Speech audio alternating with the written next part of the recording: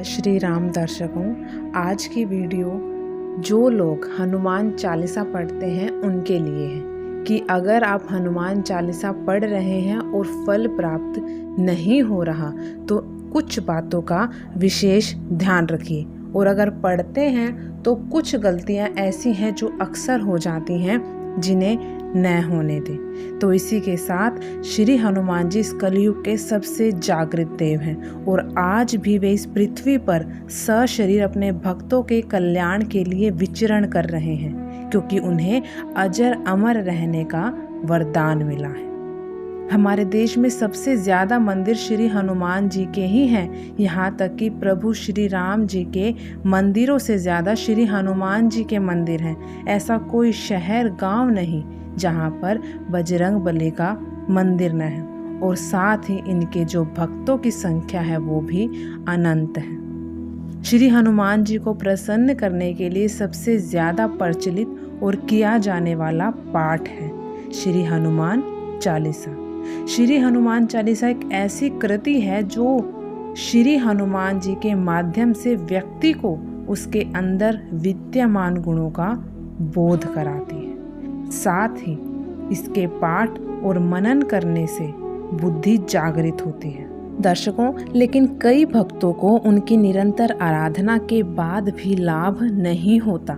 ये नित्य श्री हनुमान चालीसा का पाठ करते तो हैं पर उन्हें प्रभु की कृपा प्राप्त नहीं होती। ऐसा क्यों होता है? ऐसी कौन सी गलती हो रही है आपसे जिससे आपको श्री हनुमान चालीसा का फल प्राप्त नहीं हो रहा है? दर्शकों, कई लोगों की आदत होती है कि पूजा या ईश्वर का ध्यान करते समय वे दूसरे विचारों में खोए रहते हैं। जिनके पास जैसी टेंशन होती है, चाहे वो बिजनेस को लेकर है, पैसे को लेकर है, घर को लेकर है, वो उसी टेंशन में खोए रहते हैं और अपना पूरा ध्यान हनुमान चालीसा उनकी भक्ति पर नहीं लगा सकते।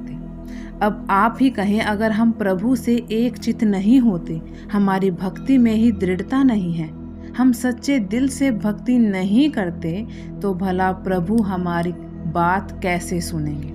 हम समझते हैं कि अपने विचारों को बंद नहीं कर सकते, लेकिन ध्यान या मेडिटेशन करके हम अपने विचारों पर कंट्रोल कर सकते हैं और एक जगह अपने ध्यान को केंद्रित कर सकते हैं।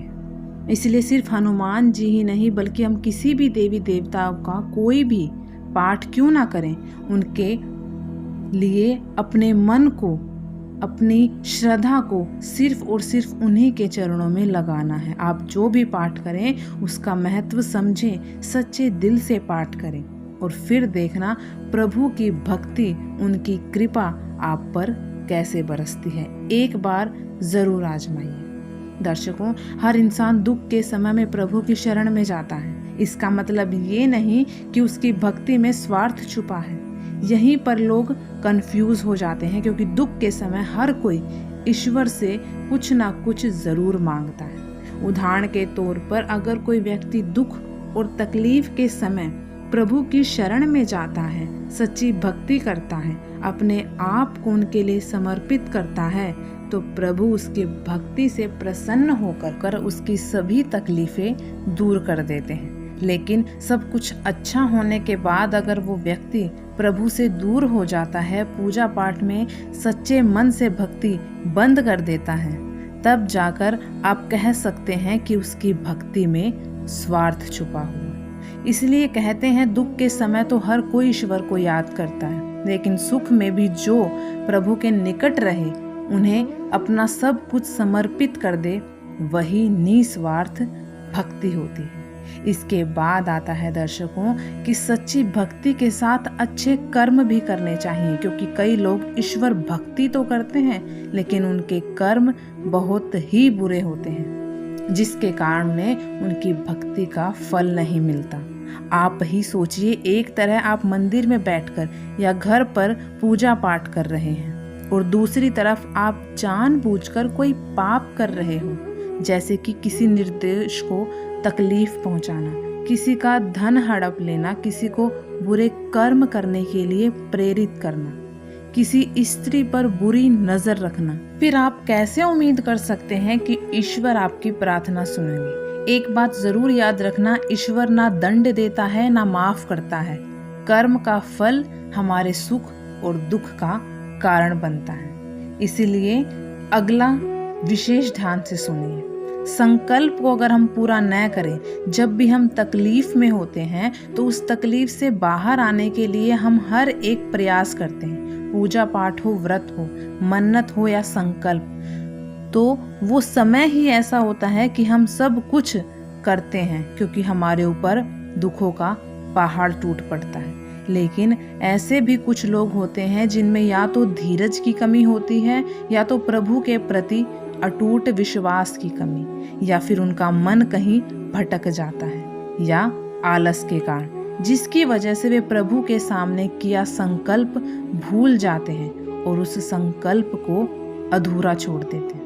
ऐसा बिल्कुल भी न करें, अपने संकल्प को पूरा करें। घर में सूतक हो या फिर कोई महिला भक्तों को मासिक धर्म की समस्या हो तो सूतक खत्म होने के बाद अपना संकल्प पूरा करें। उसको जारी जरूर करें, लेकिन उसको बीच में ना छोड़ें। हनुमान चालीसा पढ़ते समय सभी नियमों का पालन करें। कई लोगों के एक सबसे बड़ी प्रॉब्लम है कि वे कभी भी हमारे शास्त्र में बताए गए प्रभु भक्ति से जुड़े नियमों का पालन नहीं करते। वे अपने ही कंफर्ट जोन में रहकर सब कुछ करना चाहते हैं, और जब प्रभु की कृपा प्राप्त नहीं होती तो ये ही सबसे पहले इंसान होते हैं जो भगवान को कोसते हैं, खुद नेगेटिव होते हैं और दूसरों को भी नेगेटिव करते हैं। अब आप ही बताएं, कौन समझाए ऐसे लोगों को कि असली कंफर्ट जोन तो प्रभु की भक्ति है, बाकी सब कुछ मोह माया है, सब यहीं रह जाएगा, कुछ भी साथ नहीं जाएगा।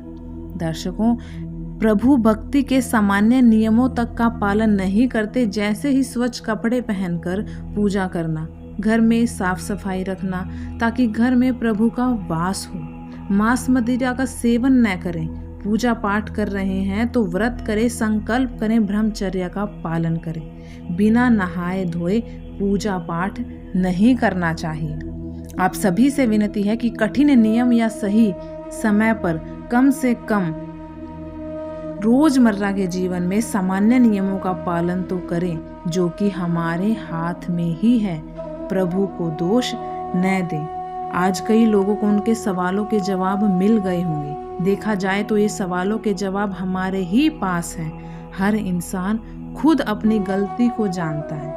एक आप ही हैं जो खुद की गलती को सुधार सकते हैं, दूसरा कोई नहीं सुधार सकता। इसलिए इन पॉइंट्स को मत भूलिएगा और सच्चे दिल से भक्ति करें, अच्छे कर्म करें।